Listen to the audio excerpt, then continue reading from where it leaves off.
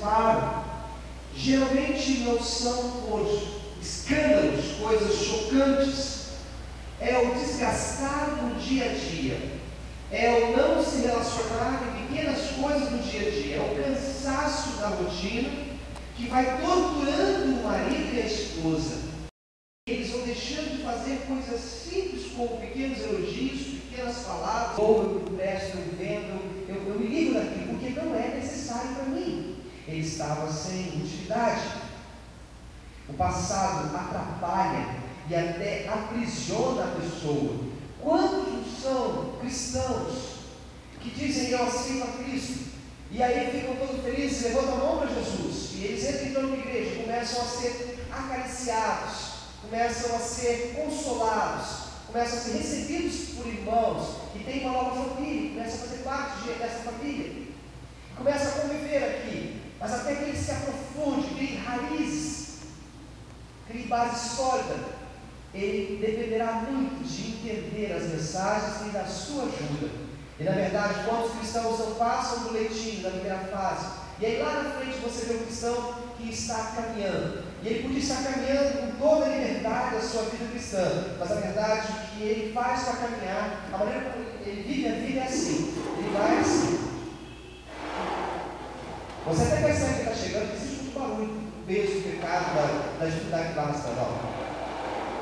E ele anda assim, arrastando uma vida cristã, uma vida cristã que é pela metade. E o pior é que nós conhecemos irmãos que são diferentes, que ele diz assim, eu aceito a Jesus Cristo, então eles pegam aquele seu passado e dizem, eu quero o Senhor, porque o Senhor é maravilhoso, e eu vou conseguir, o Senhor, por onde quer que eu ande. E sabe o que acontece com esse cristão?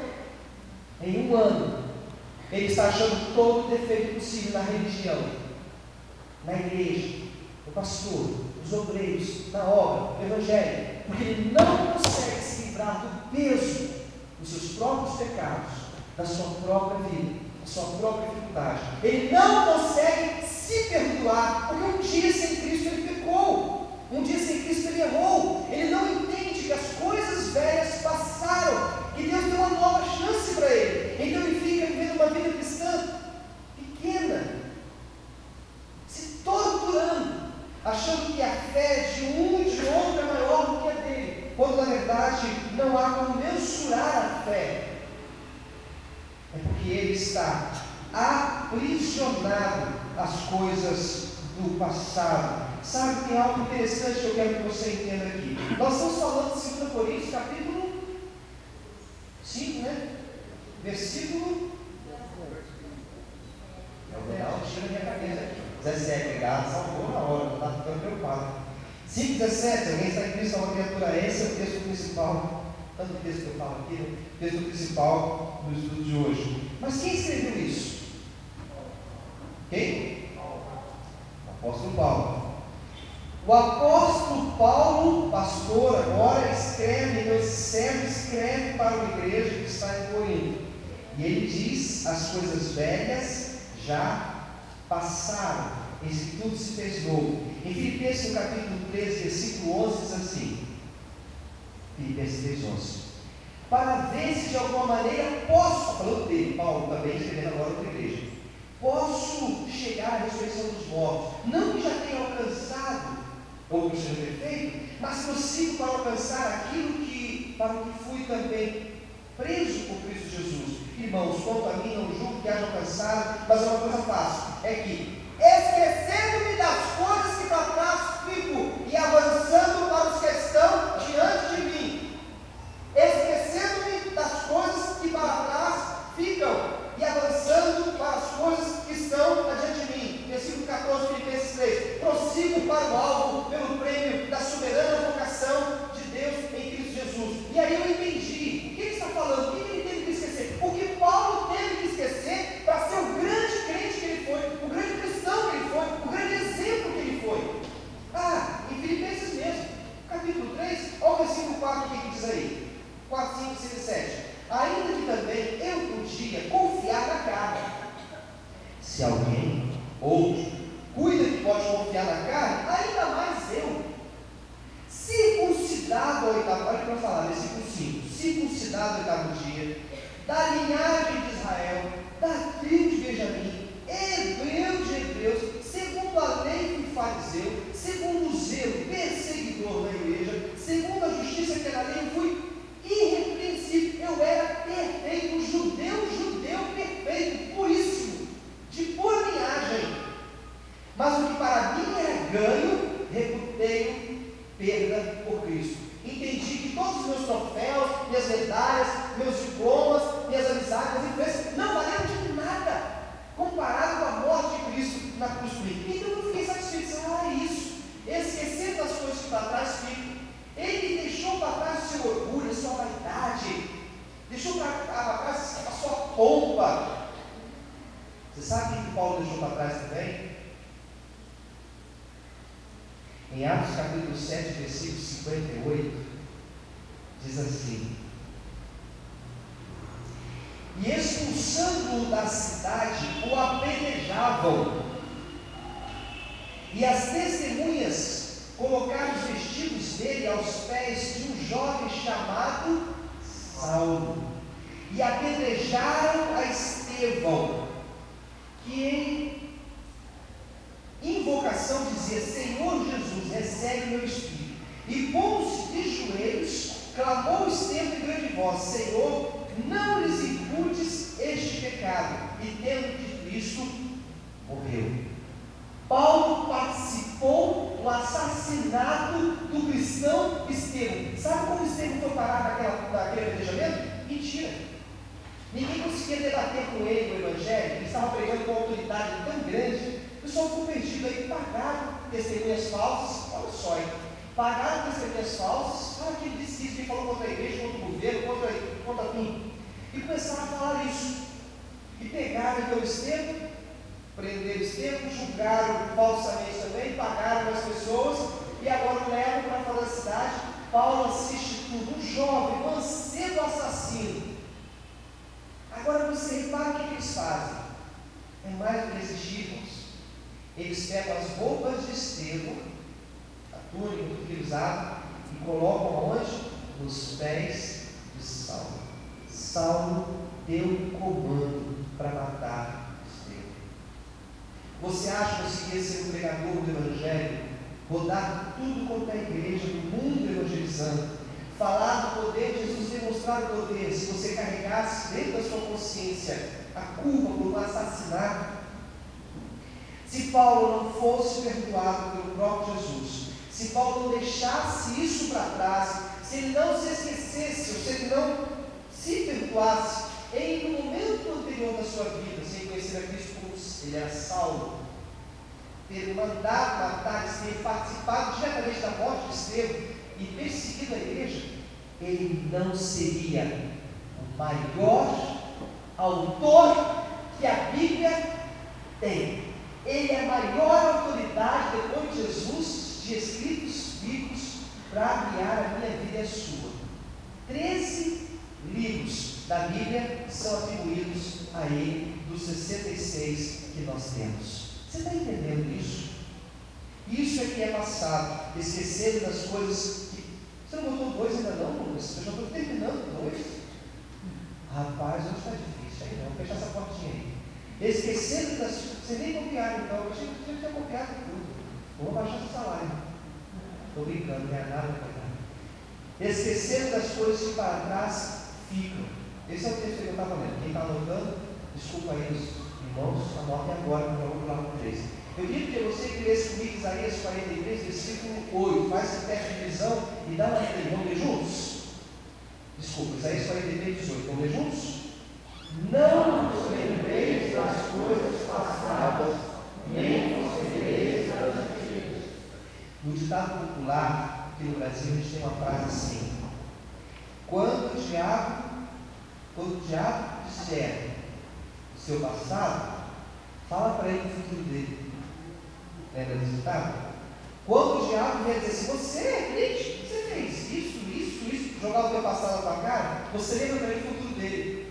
O inferno está preparado para você e os seus anjos. Esse é o futuro dele. Entende, igreja? Não se deixe acusar por Satanás.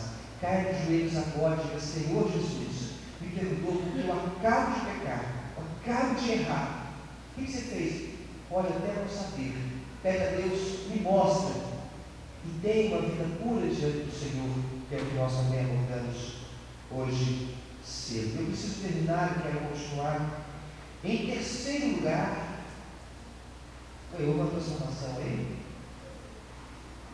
Quando você está vivendo a nova vida em Jesus, eu não demiti ninguém, eu só disse que ia baixar o salário mais. Você tem uma nova expectativa do futuro. Irmãos, ele diz assim, texto básico que estamos usando.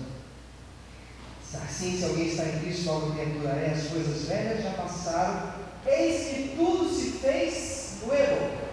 Eis que tudo se fez novo. É novidade, é novo daqui para frente. Deus pode reconstruir a sua casa, meu irmão. Deus pode reconstruir a sua vida. Deus pode reconstruir o seu casamento. Deus pode reconstruir os seus filhos. Deus pode reconstruir qualquer coisa, em qualquer área, a qualquer momento. Porque para Deus nada é impossível. Nós precisamos entender a dimensão de onisciente, onipresente e onipotente. Sabe tudo, está em todo lugar e pode todas as coisas. Nós precisamos aprender a usar essas coisas. Eis que tudo se fez novo, diz Paulo no versículo 17, no finalzinho dele. Jeremias 29, versículo 11. Porque eu pensei os planos que tenho projetado para vós, o Senhor, planos de paz e não de mal, para nos dar um futuro e uma esperança. Deus está levantando Jeremias no cativeiro da Babilônia. Você está totalmente escravizado, preso pela nação mais poderosa que existia, a Babilônia. E lá Deus levanta um homem para dizer: eu tenho planos novos para vocês. Vocês vão sair daí e vocês vão vencer essa gente. E vocês serão insubstituíveis ou inquestionáveis. Ninguém vai estar na frente de vocês, porque eu vou dar a vitória a vocês. Quando vocês se curvarem e se curvarem, eu voltarei e darei libertação para vocês. O povo então entende: buscar-me-eis e achareis, quando vocês buscarem de todo o vosso coração. Jeremias 29, 13.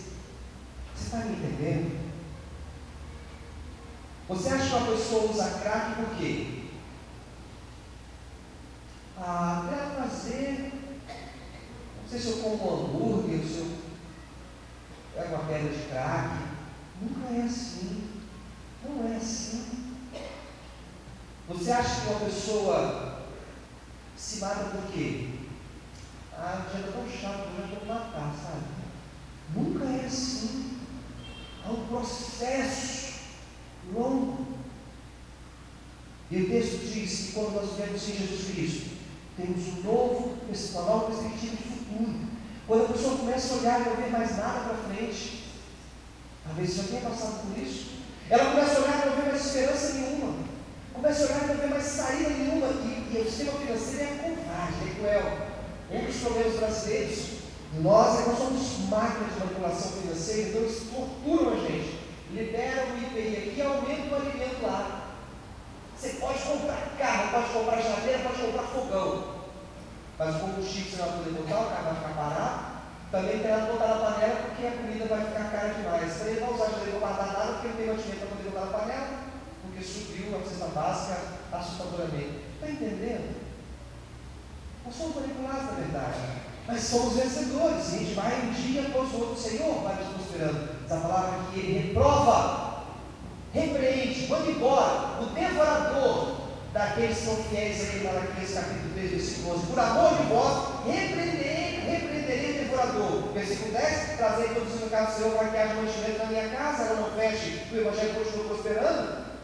E se eu não abrir a janela do céu para o Senhor, abençoar vocês, não se façam prova de mim, diz o Senhor dos Exércitos. Por amor de vós, repreenderei o devorador. O Senhor dá uma nova chance, uma nova oportunidade. O pastor foi visitar um irmão e a sua família. Chegou na casa, estava o pai, a mãe, os filhos, e uma arma, um revólver, em cima de um estante, velho e abandonado, enferrujado. O pastor tomou um susto quando viu aquela arma ali, entrou, completou todos, sentou Em determinado momento não deu para resistir. Disse: meu irmão, qual a explicação dessa arma aqui?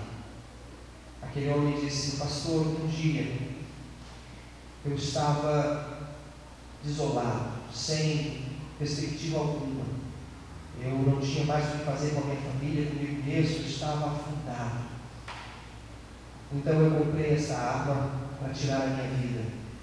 Eu estava indo para minha casa com a arma no bolso, pensando então, decidido a me matar. Sem querer, chutei um pequeno livreto no chão, e ele chamou minha atenção, então eu peguei e abri. E quando eu abri, o livreto falava comigo. E dizia de um Jesus que me dava uma nova vida, uma nova chance, uma nova perspectiva.